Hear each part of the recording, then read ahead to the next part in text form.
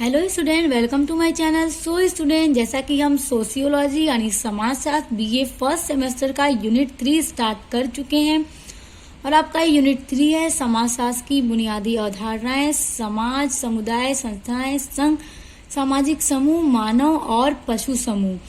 तो हम आपका यूनिट 3 तो स्टार्ट कर चुके हैं और हमने उसका एक टॉपिक पढ़ भी लिया और आपका पहला टॉपिक है समाज, जिसको हमने इसके पहले वाली वीडियो में पढ़ लिया और वो वीडियो थी हमारी डे 1 यूनिट 3 डे 1। और आपकी यूनिट 1 एंड 2 हमने पूरी पढ़ ली है और उसकी 7 से 8 वीडियोस मेरे चैनल पे ऑलरेडी अपलोडेड हैं, आप लोग जाके उसको पढ़ सकते हैं। तो आज की वीडियो होगी हमारे यूनिट 3 की डे 2 और आज की वीडियो में हम पढ़ने वाले हैं समुदाय। तो आज इस टॉपिक को हम पूरा डिस्कस करेंगे, तो चलिए स्टार्ट करते हैं। समुदाय का अर्थ, सबसे पहले हम देखेंगे कि समुदाय होता क्या है। समुदाय को लोग आमतौर पर लोगों का समूह ही समझते हैं। तो समुदाय को आमतौर पर हम लोगों का समूह ही समझते हैं, जिसमें मनुष्य का एक समूह बनता है, वही समुदाय होता है। लेकिन देखिए, यद्यपि यह सही है कि समुदाय लोगों का समूह है, ये भी बात सही है कि जो समुदाय होता है वो मनुष्यों का ही समूह है, परंतु समुदाय में ऐसी कुछ विशेषताएं भी होती हैं जिनके न होने पर मात्र व्यक्तियों के समूह को हम समुदाय नहीं कह सकते।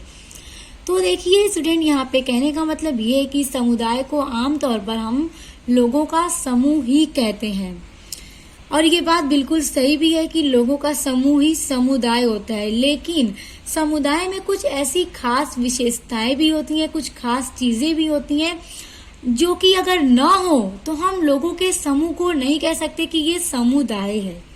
तो आइए देखिए आखिर क्या चीजें हैं।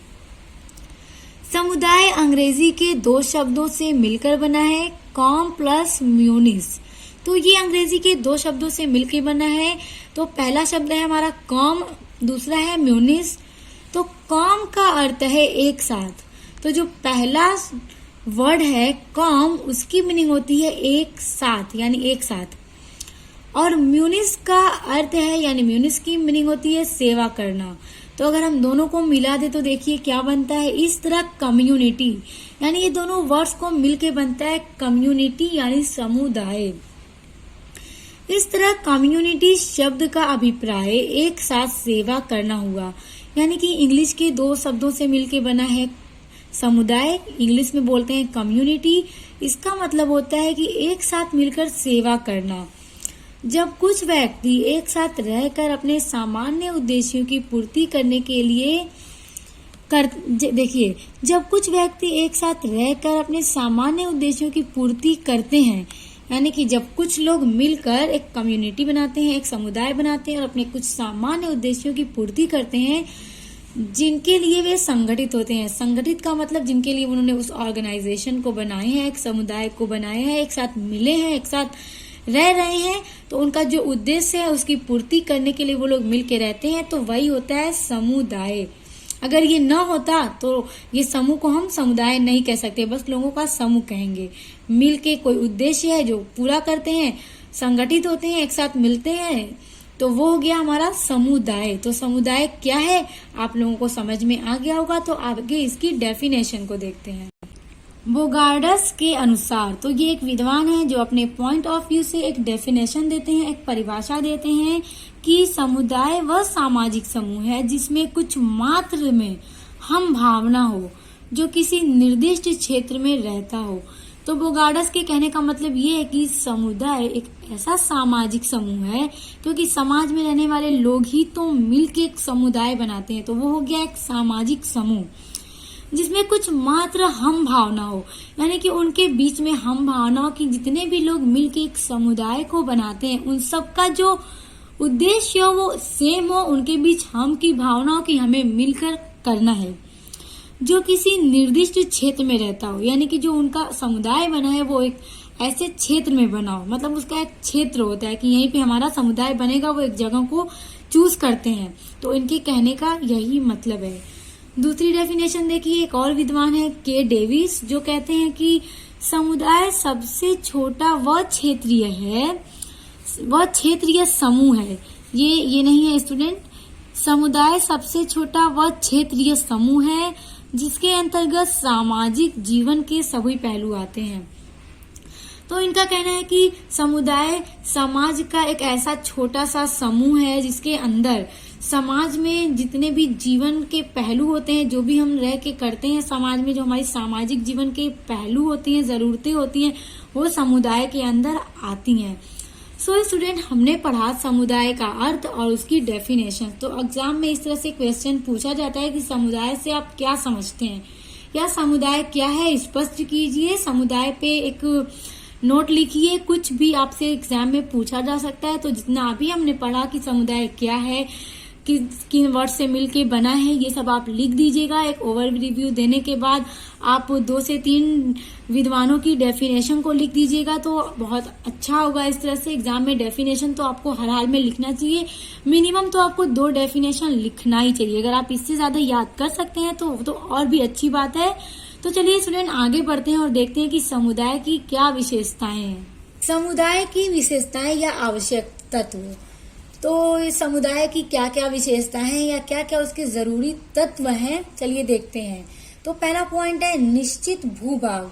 निश्चित भूभाग का मतलब ये हुआ स्टूडेंट कि निश्चित भूभाग समुदाय का अनिवार्य विशेषता है, यानी कि सबसे ज्यादा इम्पोर्टेंट है कि एक फिक्स जगह होनी चाहिए जहाँ पे उन्हें, यानी जिन लोगों को समुदाय बनाना है तो एक निश्चित फिक्स जगह होनी चाहिए, क्योंकि इसके बिना समुदाय का अंग पूरा नहीं होता। प्रत्येक समूह की एक निश्चित भौगोलिक सीमा होती है, यानी कि किसी भी चीज की एक जगह होनी चाहिए जहाँ पे हम अपने समुदाय को ओपन करेंगे।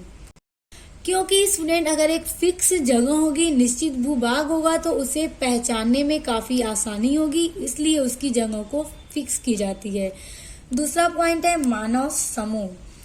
तो मानव समूह का मतलब ये है कि जब कुछ व्यक्ति एक निश्चित भूभाग पर अस्थायी रूप से रहने लगते हैं, यानी कि जगह तो मान लीजिए फिक्स हो गई, अब जब वहाँ पे लोग मिल के एक समुदाय बना लिए और वहाँ पे रह रहे हैं अस्थायी रूप से, तो उन्हें सामुदायिक भावना पनपती है। सामुदायिक भावना का मतलब ये कि उनके अंदर की भावना एक होनी चाहिए। अतः बिना मनुष्य के समुदाय की कल्पना नहीं की जा सकती। अगर समाज में मनुष्य न हो, क्योंकि मनुष्यों से समाज है और समाज में मनुष्य हैं, तो मनुष्य ही मिलकर समुदाय बनाते हैं। अगर मनुष्य ही न होते तो समुदाय की हम कल्पना या इमेजिनेशन कर ही नहीं सकते। तीसरा पॉइंट है हम की भावना। तो समुदाय का एक बहुत ही आवश्यक तत्व है हम की भावना, यानी कि ये बहुत ही जरूरी है हम की भावना। जब वो कुछ व्यक्ति एक साथ मिलकर एक निश्चित भूभाग पर रहते हैं, अस्थायी रूप से रहने लगते हैं, तो उनमें एक दूसरे के प्रति सहयोग, सद्भावना आदि गुणों का विकास होता है। यानी कि जब कुछ लोग मिलके समुदाय बनाते हैं और वहाँ पे एक निश्चित जगह पे रहने लगते हैं, तो उनके बीच मतलब उनके मन में एक दूसरे के लिए सहयोग की भावना पैदा हो जाती है, उसका विकास हो जाता है, जिसे हम की भावना कहते हैं। और जब तक लोगों के मन में हम की भावना नहीं पैदा हो जाती, तब तक हम समुदाय नहीं कह सकते। जब उनके मन में लोगों के प्रति सहयोग हो जाता है तो हम उसे हम की भावना कहते हैं, तभी वो एक समुदाय बन जाता है। चौथा पॉइंट है सामान्य जीवन। तो एक ही साथ एक भूभाग में साथ साथ रहने की वजह से व्यक्ति एक से ही रीति रिवाजों का पालन करने लगते हैं। यानी कि जब लोग एक साथ रहते हैं तो एक दूसरे का देख के उन्हीं के जैसे रीति रिवाजों का पालन करने लगते हैं, सबका रीति रिवाज एक हो जाता है। एक साथ मिलकर वो लोग एक सामान्य जीवन यानी एकदम सिंपल लाइफ को गुजारने लगते हैं। यदि वे सामान्य जीवन व्यतीत न करें तो उसमें सामुदायिक की भावना नहीं पनप सकती। यानी कि समुदाय में जो लोग रहते हैं अगर जब तक वो एक सिंपल लाइफ को नहीं गुजारेंगे तब तक उनके अंदर एक सामुदायिकता की भावना नहीं पैदा हो सकती, नहीं पनप सकती। पांचवा पॉइंट है विशिष्ट नाम। तो विशिष्ट नाम का मतलब स्टूडेंट ये है कि समुदाय का एक विशेष नाम होना चाहिए, एक स्पेशल नाम होना चाहिए। अगर जो भी लोग मिलके समुदाय को बनाते हैं तो उन्हें चाहिए कि वो उसका एक नाम रखें, जो उसका एक नाम हो जिससे उसे जाना जा सके, उसे पहचाना जा सके। विशिष्ट नाम की वजह से ही सामुदायिकता एकता कायम रहती है। यानी कि अगर वो लोग अपने समुदाय का एक फिक्स नाम रखेंगे, एक अच्छा नाम रखेंगे, तो उनके अंदर एक सामुदायिक एकता की यानी यूनिटी की भावना हमेशा कायम रहती है। सो स्टूडेंट देखिए, आपसे एग्जाम में इस तरह से भी क्वेश्चन पूछा जा सकता है कि समुदाय से आप क्या समझते हैं, उसको परिभाषित कीजिए, जो कि अभी हमने पढ़ा है समुदाय का अर्थ और उसकी परिभाषा। उसके साथ साथ स्टूडेंट आपसे इस तरह से भी पूछा जा सकता है कि समुदाय क्या है, स्पष्ट कीजिए। और उसी के साथ साथ ये भी पूछा जा सकता है कि समुदाय क्या है, स्पष्ट कीजिए, और समुदाय की विशेषताओं या आवश्यक तत्व का भी उल्लेख कीजिए।